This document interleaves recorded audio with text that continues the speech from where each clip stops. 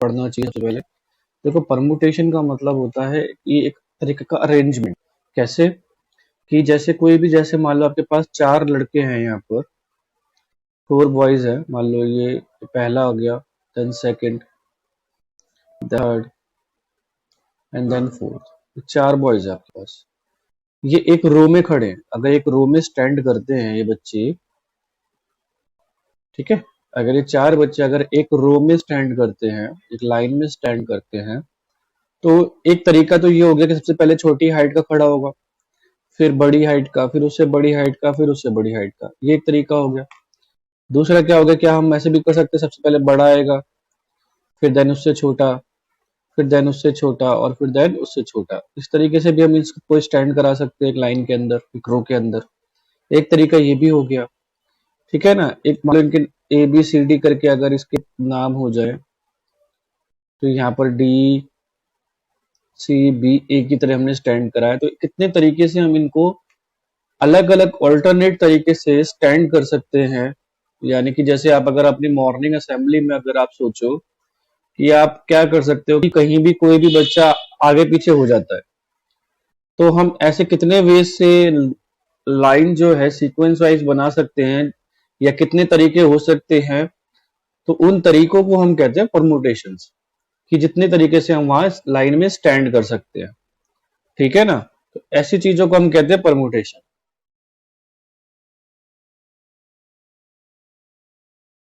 चीजें हैं, तो आप ए बी सी को कितने तरीके से लिख सकते हो। आप ये कहोगे सर ए बी सी एक तरीका हो गया लिखने का, मैं इसको ए सी बी भी लिख सकता हूँ, फिर मैं यहाँ बी ए सी भी लिख सकता हूँ, या बी सी ए भी लिख सकता हूँ, या मैं यहाँ सी ए बी लिख सकता हूँ, या मैं सी बी ए लिख सकता हूँ, ठीक है ना।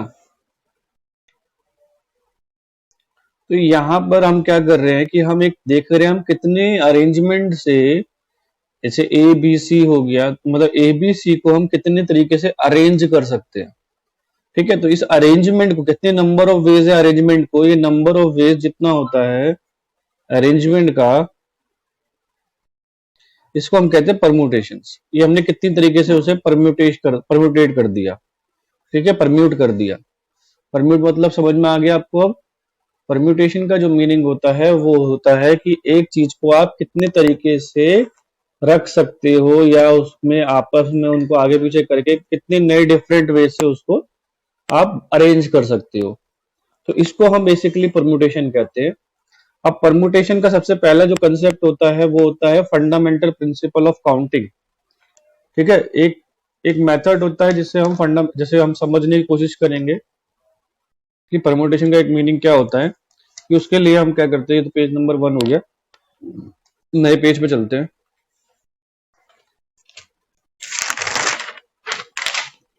सो now we move to page number 2। अब यहां पर देखो आप कि आपके पास क्या है भाई, आपके पास है कि जब आप फंडामेंटल प्रिंसिपल ऑफ काउंटिंग की बात करते हैं, फंडामेंटल प्रिंसिपल ऑफ काउंटिंग की बात करते हैं। Kunal is also present. नए नए बच्चे थोड़े आते हैं, फिर बाद में कहते हैं हमारी अटेंडेंस नहीं हुई है। एक तो कुणाल है, एक नेहा यादव। बेटा जितने भी बाद में ज्वाइन होते हो ना, वो पहले अपनी अटेंडेंस जरूर लगवा लिया करो, नहीं तो फिर बाद में आप मैसेज करते हो सर हम भी प्रेजेंट थे, ठीक है। तो फिर वो आप याद नहीं दिलाओगे तो फिर अटेंडेंस तो हो चुकी ना। अगर आप याद नहीं दिलाओगे तो कैसे लगेगी अटेंडेंस। चलो बहरहाल, fundamental principle of counting. Pooja, Pooja I think लगा दिया है बट वो मैंने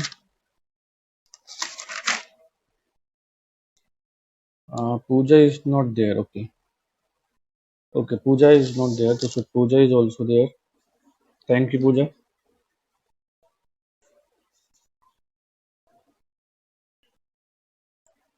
कुणाल प्रेजेंट, हाँ कुणाल लगा दे बेटा, ठीक है, फिर अटेंडेंस हो गई आपकी। तो यहाँ पर हम क्या बात कर रहे हैं, यहाँ हम बात कर रहे हैं फंडामेंटल प्रिंसिपल ऑफ काउंटिंग के बारे में। तो जैसे एक तरीका है आपको कैसे याद रखना है इसको, जैसे मैंने आपको पहले भी वीडियो में समझाया था जब हम स्टार्ट कर रहे थे इस टॉपिक को, तो दोबारा इसको करते हैं कि मान लो तुम्हारे पास यहाँ पर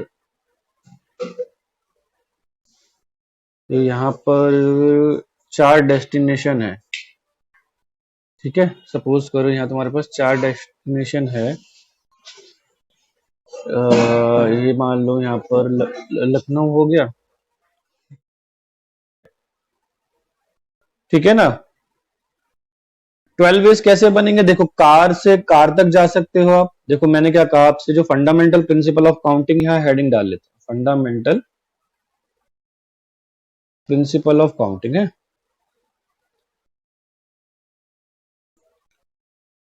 कैसे करना है भाई? मेरठ से मुझे दिल्ली जाना है तो मैं कार बस ट्रेन में से कुछ भी मैं ले सकता हूँ। सेम सेम वे में कार बस ट्रेन लखनऊ के लिए भी लूंगा, सेम हम हरियाणा जाने के लिए भी ले सकते हैं। लेकिन जब मैं दिल्ली से मुंबई जा रहा हूं तो मैं कार बस ट्रेन या एरोप्लेन से जा सकता हूँ। यानी कि अगर मैं मान लो मेरठ से दिल्ली गया, पहला तरीका कार से, और कार से ही मैं आगे मुंबई तक पहुंच गया, तो एक पूरा एक रूट बनाइए कि पहले मेरठ से दिल्ली गया कार, और दिल्ली से मुंबई एक कार में चला गया। तो यानी कि मैंने पूरा रूट जो है वो कार से कवर कर लिया। यहां से मान लो मैं बस में गया, या यहां से मान लो मैं कार में गया और वहां से मैंने आगे बस ले ली, दूसरा वे ये बन गया। तीसरा, यहां से मैं ट्रेन में गया, वहां से मैंने या तो वहां से मैंने बस ली और आगे भी मैंने बस ले ली, या मैं यहां से मैं कार में गया, वहां से मैंने बस ले ली, दूसरा तरीका ये बना था। तीसरा तरीका, यहां से मैं कार में गया हूं, वहां से मैं ट्रेन में चला गया। चौथा, यहां से मैं कार में जा रहा हूं और एरोप्लेन में चला गया। तो यानी कि एक कार के साथ मेरे पास यहाँ 4 वेज बन गए, दिल्ली पहुंचने के और उसके आगे मुंबई पहुंचने के। ठीक है ना। तो इस तरीके से हम निकाल सकते हैं। अब यहां पर देखिए, जो फंडामेंटल प्रिंसिपल ऑफ काउंटिंग है आपका, कि यहां पर जब आपको 3 डिजिट का नंबर बनाना है, सपोज करो आपको दिए हुए हैं 0 to 9 डिजिट दिए हुए हैं, यानी कितने डिजिट अवेलेबल है आपके पास? 10 डिजिट्स अवेलेबल। कितने डिजिट अवेलेबल है? 10 डिजिट्स। ठीक है। और हमें 3 डिजिट का नंबर बनाना है, तो हम कितने नंबर्स बना सकते हैं? How many numbers we can make? How many numbers we can make by the using of these 10 digits, or we have to make 3 digit number। तो देखिए हमारे पास क्या कंडीशन आती है भाई, अगर मैं यहाँ पर 0 फिक्स कर दूंगा 100 वाले प्लेस पे, तो वो 3 डिजिट का नंबर तो नहीं होगा। मैंने क्या नंबर लिए? 0 से लेके 9 तक। अगर मैंने यहाँ पर 0 फिक्स कर दिया, ठीक है, और यहाँ how many numbers, different numbers लिख दो, तो यहाँ पे रिपीटेशन अपने आप नहीं आएगी। ठीक है, डिफरेंट नंबर्स लिख दो। तो क्या कर रहे हैं हम बेसिकली, कि जो अगर मैंने यहाँ पर 100 वाले प्लेस पे 0 लिख दिया, तो इसका मतलब क्या है, वो जो मेरा नंबर आएगा वो 3 डिजिट का तो होगा नहीं, वो कितने डिजिट का होगा? 2 डिजिट का होगा। इसका मतलब मैं यहाँ पर 100 वाले प्लेस पे 0 फिक्स नहीं कर सकता। तो यानी कि 100 वाले प्लेस पे मेरे पास कितनी चॉइस है? 9 चॉइस है। मतलब 1 से लेकर 9 तक मैं कोई भी नंबर पुट कर सकता हूँ, लेकिन 0 पुट नहीं करूंगा। तो मेरे पास कितना डिजिट अवेलेबल है इसको पुट करने के लिए? यहाँ पे जैसे यहाँ पर मैं 9 डिजिट अवेलेबल है मेरे पास। ठीक है। इसके बाद क्या होगा, मैंने कहा डिफरेंट नंबर बनाते हैं। तो डिफरेंट नंबर बनाने के लिए क्या होगा भाई, आपका जो एक नंबर है वो फिक्स हो जाएगा। वो नंबर फिक्स होने के बाद अब यहाँ पे आप 0 डाल सकते हो और एक नंबर फिक्स हो गया, यानी कि आपके पास अभी भी 9 डिजिट अवेलेबल है। 1 से लेके 9 में एक डिजिट यहाँ फिक्स हो गया, और 0 अब यहाँ रख सकते हैं, तो उस नंबर को 0 ने रिप्लेस कर दिया। तो यहाँ पर आप अभी भी कितने आपके पास डिजिट्स बचते हैं? 9 बचते हैं। इसके बाद क्या होगा, यहाँ पे भी आपका एक डिजिट फिक्स हो जाएगा, क्योंकि मैंने बोला डिफरेंट नंबर बनाते हैं। तो डिफरेंट नंबर बनाने में आपका वो जो नंबर है वो दोबारा आना नहीं चाहिए, नहीं तो फिर डिफरेंट नंबर नहीं बनेगा। तो यहाँ पर आप क्या करोगे, यहाँ के लिए आपके पास 8 बचते हैं। कितने बचते हैं? 8 डिजिट बच जाते हैं। तो इस तरीके से आप कोई भी 3 डिजिट, कितने 3 डिजिट के नंबर बना सकते हो ये आपको पता लग जाएगा। या फिर आप ऐसा देखो, आपका वर्ड है मान लो THE, दी ले लेते हैं। चलो बहुत सिंपल ले रहा हूं मैं आपको समझाने के लिए। एक मैंने वर्ड लिया दी। इस दी को आप कितने तरीके से लिख सकते हो?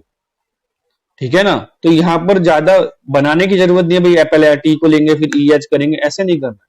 आप 3 डिजिट का नंबर है, तीन बॉक्स बना लो या 3 प्लेसेस बना लो।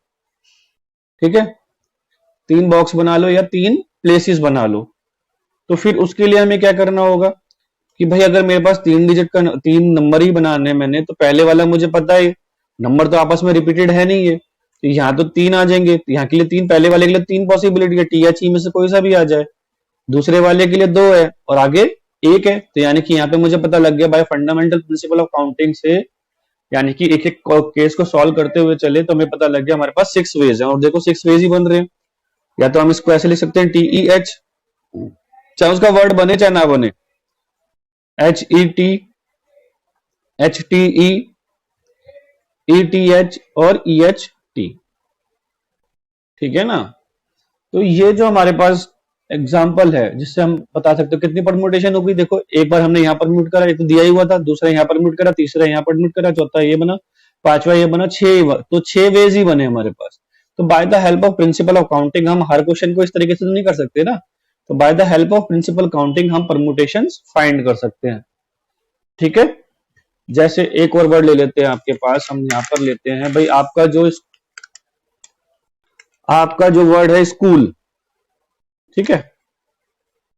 अब क्वेश्चन ये आता है भाई स्कूल के जो ये अल्फाबेट्स हैं आप इसको कितनी तरीके से अरेंज कर सकते हैं सो दैट नए नए वर्ड्स बने, चाहे उनका मीनिंग निकले चाहे ना निकले, ठीक है। तो यहां हमारे को पता लग गया भाई 1 2 3 4 5 6, भाई 6 हमारे पास डिजिट हो गए, ठीक है, 6 डिजिट हो गए हमारे पास। अब पहले वाले में क्या है, हम 6 में से कोई भी डाल सकते हैं, तो यहाँ पे 6, फिर 5 रह जाएंगे, फिर 4, फिर 3 2 1, लेकिन ये जो ओ वाला है, ये डबल ओ जो है, इसकी जो आपस में परम्यूटेशन है, यानी कि ये ओ इधर चला गया और ये ओ इधर आ गया, इनकी कोई परम्यूटेशन नहीं मानी जाती। क्यों नहीं मानी जाती, कोई नया वर्ड बन ही नहीं रहा। मैं आपसे कहूं इस ओ को इधर लिया, इस ओ को इधर लिया, या मान लो मैं ऐसे लिख दूं इसको SOCHOL, अब मैं कहूं ये ओ इधर चला गया और ये ओ उधर, तो वर्ड तो वही रहेगा ना। तो यानी कि ये हमारे पास एक्स्ट्रा काउंट हो गए। तो हमें क्या करना है, टोटल निकालने के बाद हमें जितनी बार भी कोई अगर अल्फाबेट रिपीट हो रहा है तो उसको उसमें से डिवाइड कर देना, तो हमारे पास टोटल अरेंजमेंट आ जाएंगी जितनी पॉसिबल होंगी। तो 6 पंजे 30, 4 30 चौके 120, 360 वेज हमारे बन जाएंगे, जहां पे पहले हमारे 720 बन रहे हैं।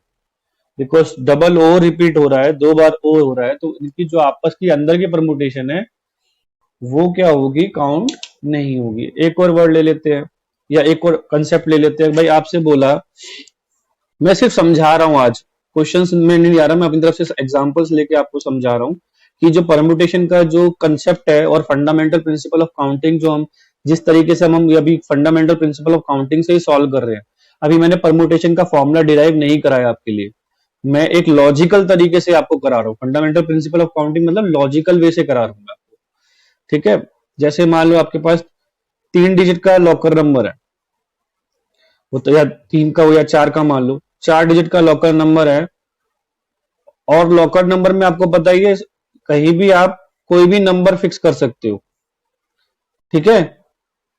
और रिपीटेशन भी अलाउड है, मान लो, क्योंकि लॉकर में रिपीटेशन भी हो जाती है, एक डिजिट भी रिपीट हो सकता है। तो आप कितने नंबर्स बना सकते हो कि कितने नंबर में से आपका एक नंबर बनेगा जो आपका एक्चुअल होगा। तो पहले टोटल नंबर ऑफ ऑप्शंस तो निकाल लो, कितने ऑप्शंस बन सकते हैं। देखो अब 4 डिजिट का नंबर है, 0 तो मैं यहाँ पुट करूंगा नहीं क्योंकि फिर 4 डिजिट का तो रह नहीं जाएगा, तो यहाँ के लिए फिर दोबारा मेरे पास कितनी चॉइस रह जाएगी, 9, ठीक है ना। यहाँ पे मेरे पास कितनी चॉइस रह जाएगी, 9। यहाँ पे मैं कितने कर सकता हूं, अब तो यहाँ में कितने 10 के 10 डाल सकता हूँ, यहाँ भी 10 के 10, यहाँ भी 10 के 10 डाल सकता हूँ, ठीक है। या अगर रिपीटेशन अलाउड नहीं होती,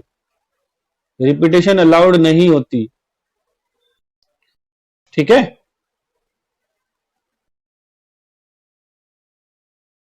यहां भी आप ऐसा कर सकते, ठीक है। 4 डिजिट का नंबर बनाना है ना, तो यहाँ 0 भी पुट कर सकते हो, कोई बात नहीं। 0 0 0 0 नंबर जैसे आप लॉकर नंबर में डालते हो, वो आप बिल्कुल आप उसको उस तरीके से लगा सकते हो। 4 डिजिट बन गए, 0 0 0 0 0। तो यहाँ पर हमें परफेक्ट नंबर नहीं बनाना है, डिजिट का लॉकर नंबर बनाना है, तो उसको हम यूज कर लेते हैं अगर उसने ऑप्शन ऐसा दे रखा है तो, ठीक है। हर एक बॉक्स के लिए उन्हें 10 नंबर्स अवेलेबल, 10 डिजिट अवेलेबल कर रखे हैं।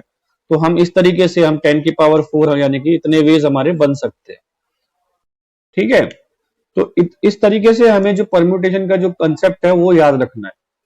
कल हम क्या करने वाले हैं, पहले कल हम कुछ क्वेश्चंस करेंगे जो फंडामेंटल प्रिंसिपल ऑफ काउंटिंग के पर बेस्ड होंगे। ठीक है, आज मैं होमवर्क नहीं दे रहा हूं आपको, आज कोई होमवर्क बनता भी नहीं है। कल हम क्या करेंगे, फंडामेंटल प्रिंसिपल ऑफ काउंटिंग के ऊपर क्वेश्चंस करेंगे और फिर उसको होमवर्क डील करेंगे। ठीक है, आज हमने क्या किया है, आज हमने